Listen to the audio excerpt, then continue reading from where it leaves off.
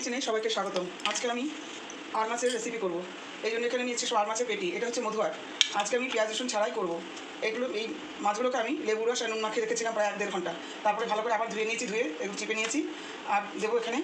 এবার এগুলো তারপরে তেল মাখিয়ে ভাজবো। এখানে নিয়েছি পোস্ত বাটা, এখানে 25 গ্রাম পোস্ত বাটা। আর এখানে দেবো এই সর্ষের পাউডার, আমি বাড়িতে করে রেখেছিলাম। 2 চামচ সর্ষে বাটা দিয়ে দিলাম। আর দিয়ে দেবো টক দই।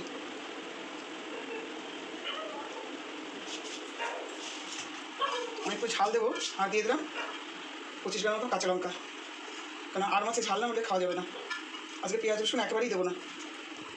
একটু যেহেতু টক দই দিয়েছি, একটু আমি চিনি দেবো করে দেবো। আছে লবণ দেবো আর দেবো কাঁচা সরষের তেল, দেবো একটু হলুদ গুঁড়ো আর একটু লঙ্কার গুঁড়ো দেবো।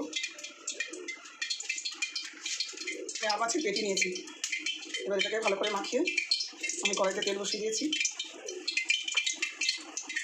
আর দেবো আমি এই যে গন্ধরাজ লেবু পাতা নিয়ে এসেছি, গন্ধরাজ লেবু পাতা দেবো।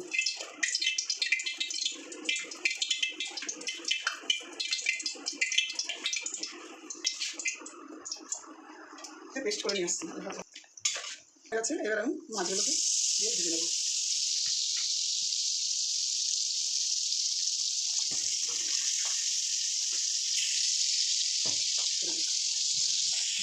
এরকম ঢাকনাটা একদম ঢাক করে দিয়ে তারপরে আর মাছটা ভাজবেন। একটু আরও ফুটে যেত, কিন্তু আমি যেহেতু লেবু মাখিয়ে রেখেছিলাম সেই জন্য কম থাকছে। আর কাঁচাতে মাখিয়ে নেবেন, অবশ্যই কাঁচাতে মাখাবেন।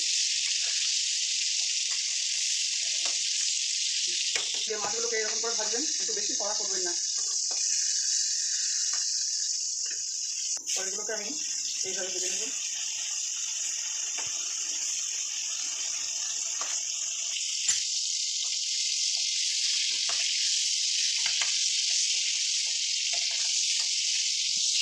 আর মাছের পোটকাটা আমি ভালো করে ভেজে নিয়েছি।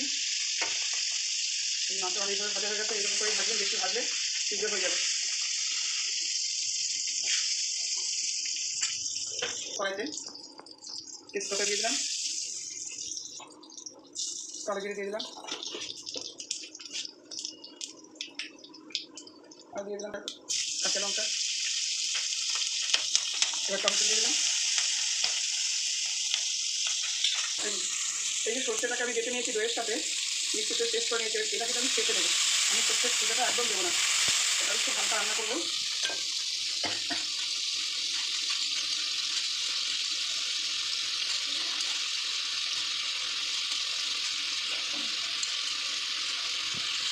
লেবুটা দিয়ে দিলাম।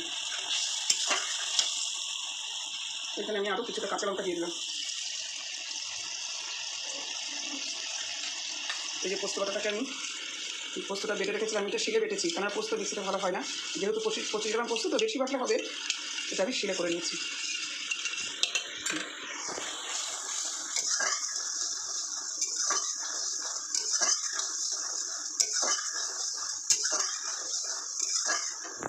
সর্ষেটা কষানো হয়ে গেছে, এবার পোস্ত বাটাটা দিয়ে দিলাম।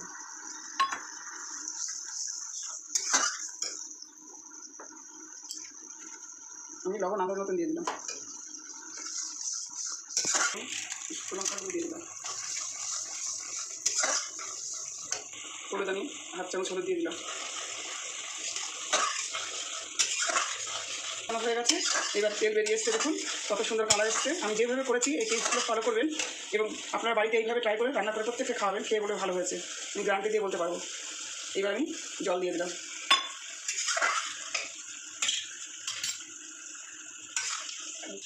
সবসময় পেঁয়াজ রসুন আদা রসুন এসব ভালো লাগে না, একটু অন্যভাবে ট্রাই করবেন।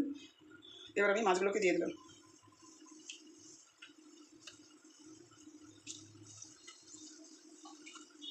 এই যে আর মাছের পোটকাটাকে ভেজে নিয়েছি, দেখুন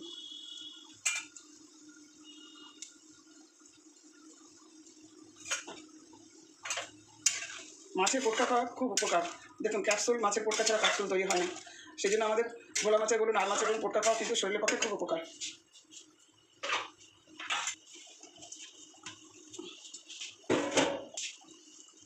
এই টমেটোগুলো ছিঁড়ে দিয়ে দিলাম।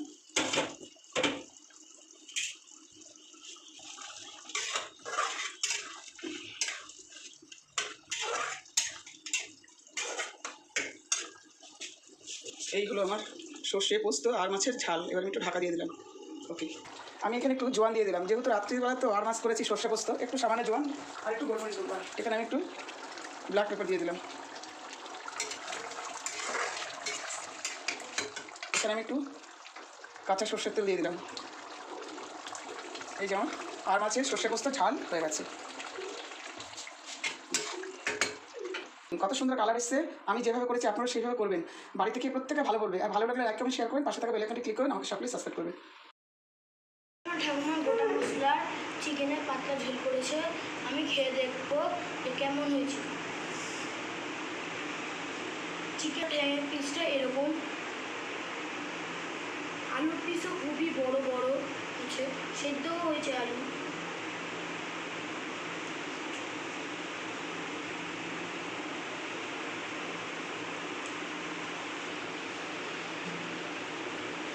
রান্নাটা খুবই ভালো হয়েছে, আপনারাও বাড়িতে ট্রাই করবেন এবং ভালো লাগলে লাইক কমেন্ট শেয়ার এবং সাবস্ক্রাইব করবেন এবং পাশে থাকা বেল আইকনটি প্রেস করবেন।